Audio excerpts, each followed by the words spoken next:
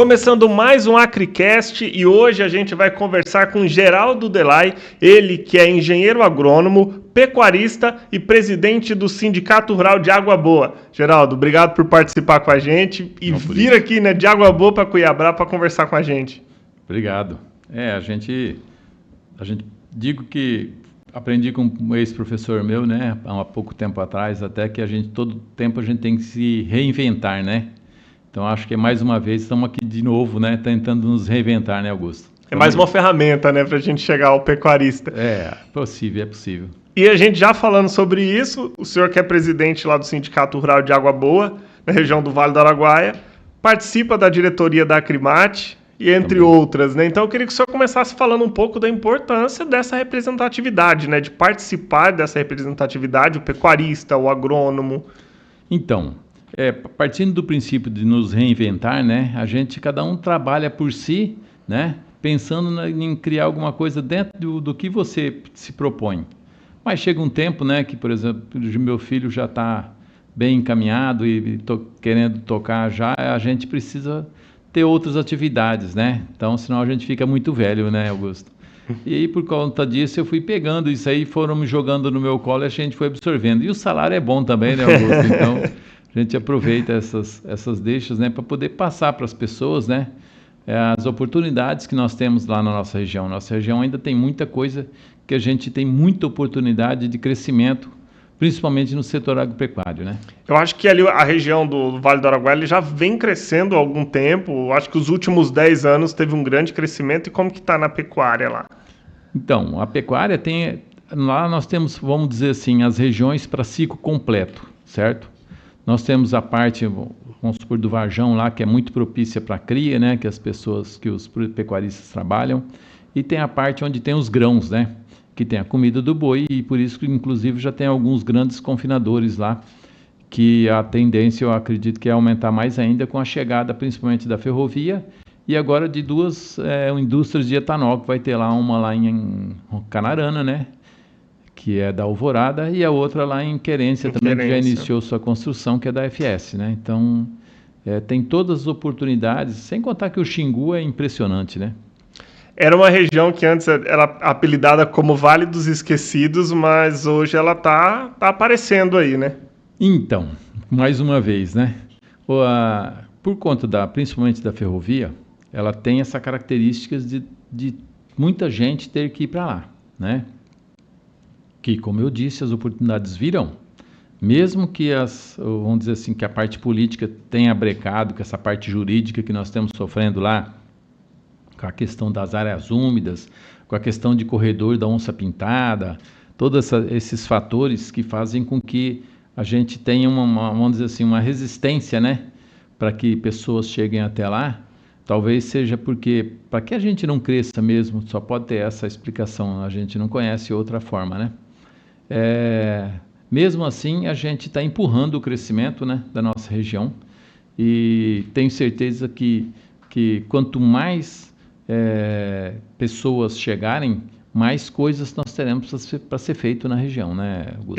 Eu acho que o que impede mais ali na região é essa questão da segurança jurídica, né? Então tem esses casos aí que o senhor citou do corredor da onça, que tem até a questão indígena subindo ali pro Xingu ali, entre outras dessas que acabam, eles dizem que é para melhorar e acabam dificultando, né?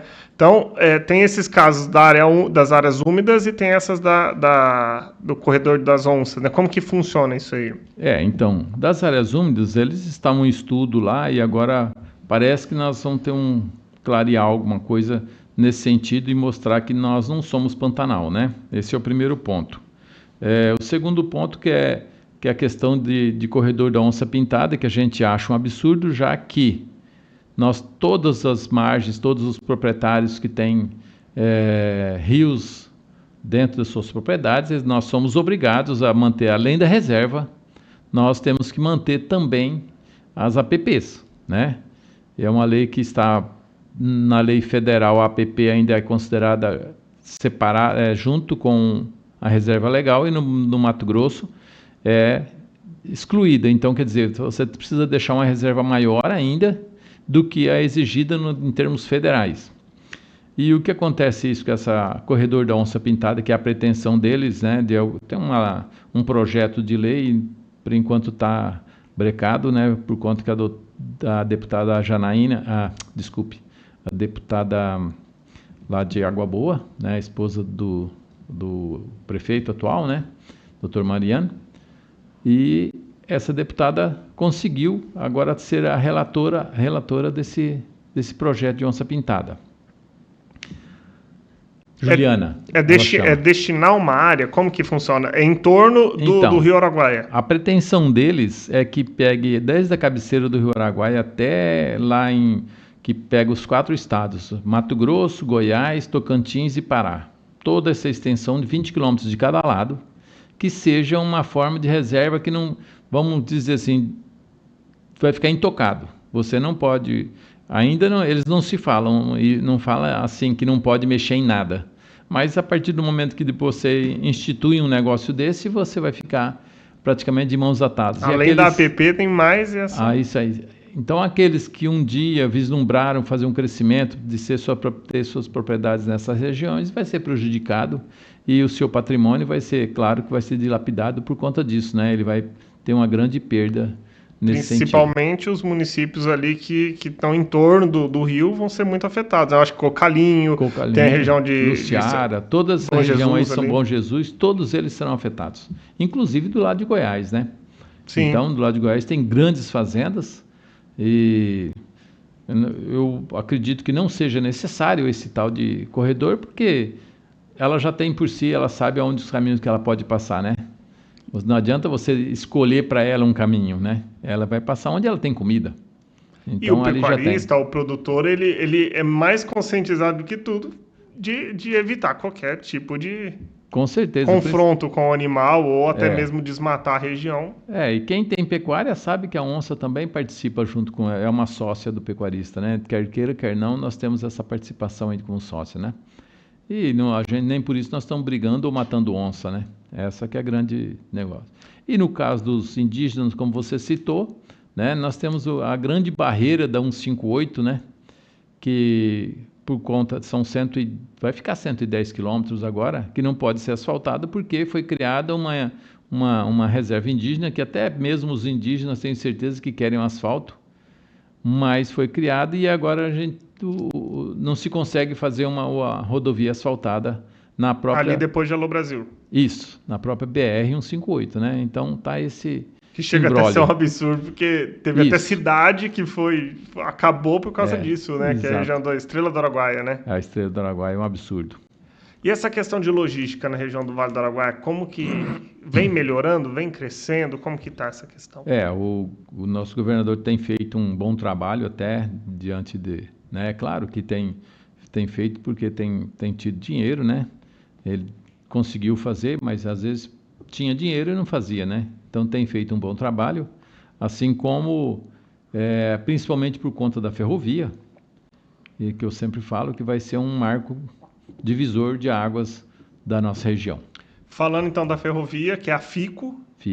Ela vai passar ali bem próxima à Água Boa. Como que... Ela vem de onde? Ele vem de Mara Rosa. Ela vem vindo de Mara Rosa, já está bem adiantado os trabalhos de lá, e vai passar 8 quilômetros abaixo do Cocalinho, né? Para cruzar o Rio Araguaia, e depois também 5 quilômetros abaixo do rio da ponte do Rio das Mortes, atual ponte, né?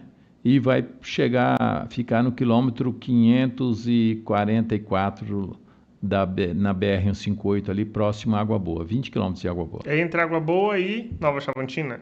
Não, entre Água Boa e a Vila da Serra Dourada. Uhum. Né? Tem um presídio como referência lá. E aí ali vai ser o retorno da ferrovia. Lá a gente chama que vai ser o terminal ferroviário lá, né? Não é Porto Seco porque não tem aduana, né? Então vai ser um terminal onde vai ter a pera, tudo, que por enquanto ela vai parar ali, mas já tem outras empresas, né? Que já pretendem dar continuidade para vir no sentido de Lucas do Rio Verde. E o senhor, como pecuarista, como engenheiro agrônomo, como que o senhor vê a importância dessa ferrovia? Como que ela vai auxiliar, principalmente nessa região ali, tanto os grãos quanto a questão da pecuária? Pois é. Quando você coloca uma ferrovia do seu lado, ela tem o poder de transformar. O que eu digo? O seguinte, porque ela tem muita força para trazer bastante matéria-prima, né? Tipo fertilizante, combustível, né? E tudo que você pensar que tem peso, né? Coisas leves ela é mais difícil. E também levar o que a gente produz para fora. Não Né? é só escoar, né? Também Não. traz muito. Isso. E também outras empresas que têm a pretensão, por exemplo, tem uma empresa que é a Olfar, que ela já está, já comprou um terreno, né, para construção de uma empresa de biodiesel ao lado da ferrovia. E eles só estão vindo porque a ferrovia vai chegar, né? Então, quer dizer, uma oportunidade, uma coisa puxa a outra. Acaba tendo um crescimento industrial por causa da ferrovia. Isso, e é uma... Não somente só o agro, né? Só as propriedades, as fazendas que vão se beneficiar com isso. A agroindústria é que vai ser mais fortalecida, né? E com isso as cidades vão crescendo em torno ali, vão ser as que mais... Exatamente. Bacana. E falando sobre também essa região ali, a gente está num período de seca, um período bem complicado de queimadas. Como que está sendo isso com as queimadas na região do Cerrado? Lá é complicado porque, como nós falamos, as reservas indígenas dos Chavantes, né, que estão todas lá, eles têm tradição, né, de fazer a queima do cerrado. E aí, agora, por exemplo, todos os produtores da nossa região, nós temos um grupo, inclusive, que até essa semana teve bastante agitado. Normalmente, nós perdemos uma semana somente cuidando desses focos de incêndio que eles colocam nas reservas indígenas. E como os ventos nessa época do ano sempre são sentido sul, né? E lá as reservas estão todas à direita da rodovia, então sempre o fogo vem no sentido da rodovia. Então, além dos riscos dos caminhões que passam na rodovia, tem o nosso problema dos incêndios, né? Que tem uma fazenda, inclusive agora, acabei de falar, que já faz alguns dias que eles estão tentando apagar, eles apagam, ela volta o foco, né? E normalmente 99% desses focos nascem dentro da reserva indígena. Como os Chavantes têm essa tradição de fazer essa queima, né, para caça e outros, né, e eles falam que é para matar carrapato e etc, né? A gente não consegue, né, e nem os órgãos ambientais conseguem solucionar esse nosso problema. Nós já tentamos colocar, por exemplo, já fiz alguns pedidos assim, verbalmente para as pessoas do IBAMA e da SEMA para a gente criar na beira da BR a gente chama de acero negro. Deixa uma faixa de 100 metros, na parte de dentro você deixa mais 10 metros, então você queima todo ano essa faixinha de 100 metros ali entre a rodovia e essa parte só que você faz a queima no início da seca, no final de maio, por exemplo. Aí quando ainda tudo tá verde ainda, né? Tá verde, mas ela queima, então ela fica com a queima leve, uma queima fina. Como a gente gostaria que eles queimassem no início da seca. Porque aí o fogo é menos forte, né? Não tem tanta palha seca. E aí a recuperação é mais rápida do cerrado. Agora, quando eles queimam agora, então ele tem uma perda muito maior, né?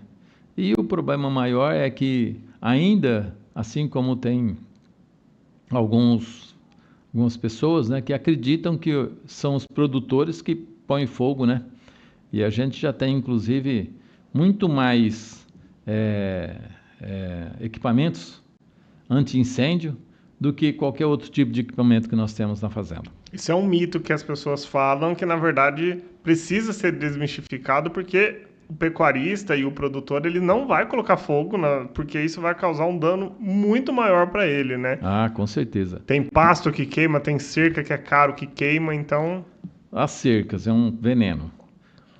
Quando é soja, por exemplo, palhada de soja que tem milho, você pode contar que ele vai ter de 4 a 6 sacas de perda por hectare no próximo ano quando você queima a palhada, né? Então, sem contar que outros fatores que você perda de matéria orgânica, nós temos uma grande dificuldade de fornecer, de formar, né?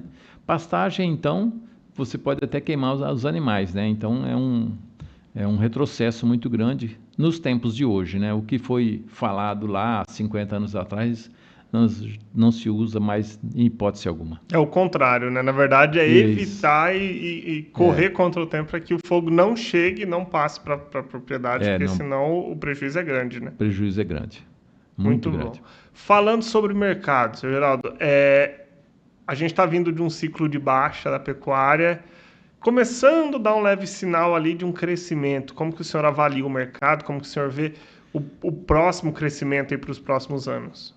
Bem, todo mundo, né, que está na pecuária já há muito tempo conhece o ciclo do gado, né, ciclo da pecuária. Como o ciclo de baixa foi muito intenso, eu acredito que vai ter um ciclo de alta da mesma intensidade, né? O que desce muito, sobe muito, né? E acredito que se você olhar a Bolsa de Valores, né, essa semana teve um relatório, né, que para outubro, novembro, a tendência os números estão só crescentes, né? E eu acredito sim que o ano que vem nós vamos ter vai só ser limitado pelo, vamos dizer assim, pelo tanto que o brasileiro ganha de remuneração, né? Porém, se nós aumentarmos a nossa exportação, aí a gente vai ter mais alta ainda, porque se a gente considerar que os Estados Unidos hoje está falando uma arroba de $100, né? E nós estamos a menos da metade que isso, então a gente tem um gap muito grande entre um e outro aí para que a gente cresça, considerando que o Brasil tem um dos maiores rebanhos do mundo. Que bata 300, 400 em breve, né? Esse é o sonho do pecuarista. Para finalizar, seu Geraldo, a gente quer agradecer a participação, muito obrigado.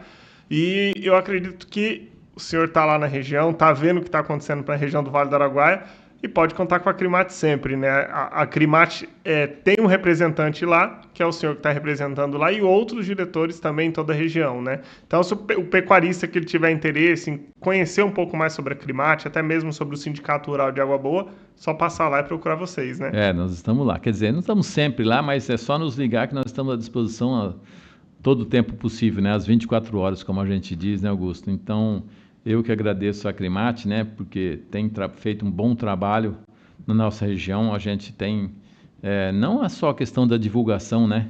Mas alguns conceitos, né? Que nós temos, que algumas coisas que a gente tem que ser mudada, a questão de leis, né?